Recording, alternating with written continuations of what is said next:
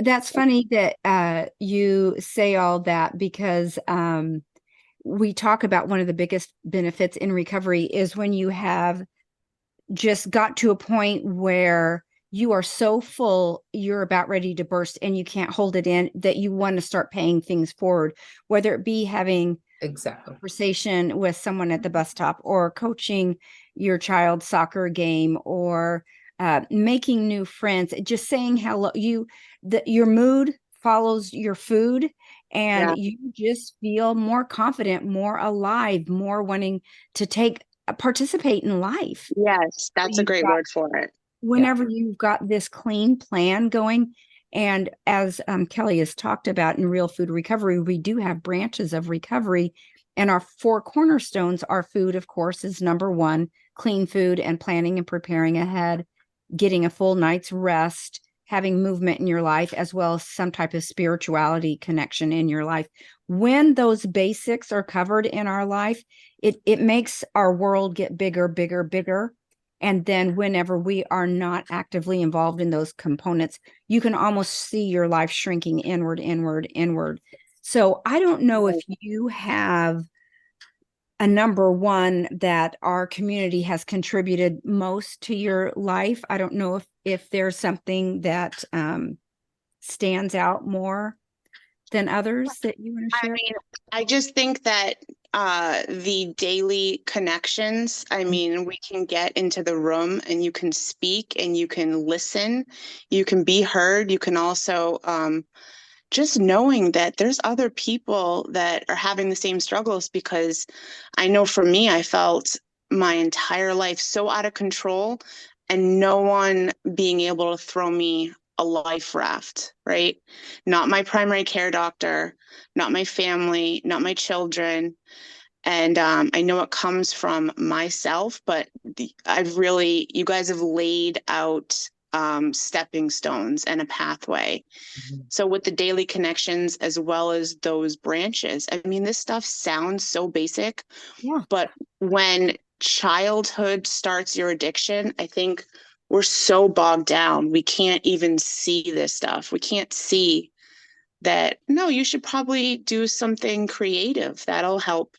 You should do some connection. You should do some reading. I mean, we Right. just lose sight of all that. Absolutely, because you're controlled by the addictive pathways in our brains, right? We all were controlled, and it brings us out of life.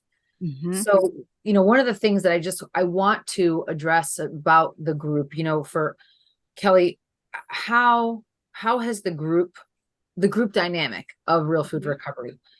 You mentioned that coming in as a safe place, which I don't know about you, Paige, but I don't take that phrase lightly, because that is a absolute um, testament to what we have worked to build, is a safe place where people can come in and talk about things that are on their mind. Jamie, do you want to explain for those listening what our daily connections hours are that Yeah, mean you're yeah. Our connections hours are really structured, that they're the cornerstone, the hallmark of the program. We provide several connections throughout the week. We don't want our members to be completely dependent on the connections for their recovery, but we want them to have a place to come and talk to the four RFR leaders, Paige, myself, Heather Hewitt, and Shay Williams. And we want to make sure that everyone can understand that they have this place to show up with, like you said, Kelly, the deep dark stuff, or the wins of life, or the struggles, the areas that we want to improve, and to be very real with each other, be very honest with each other, vulnerable. But the leaders provide the coaching, the group comes together to support each other, yeah. and that, I think, is the most beautiful part of it.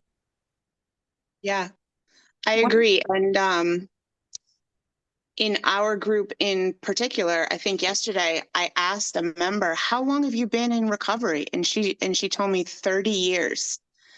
Um, so I feel like there's just a good mix. There's people that might be newer, like, myself. Then there's, people that have been living this Yeah. recovery for decades and have tried different things and have tweaked it.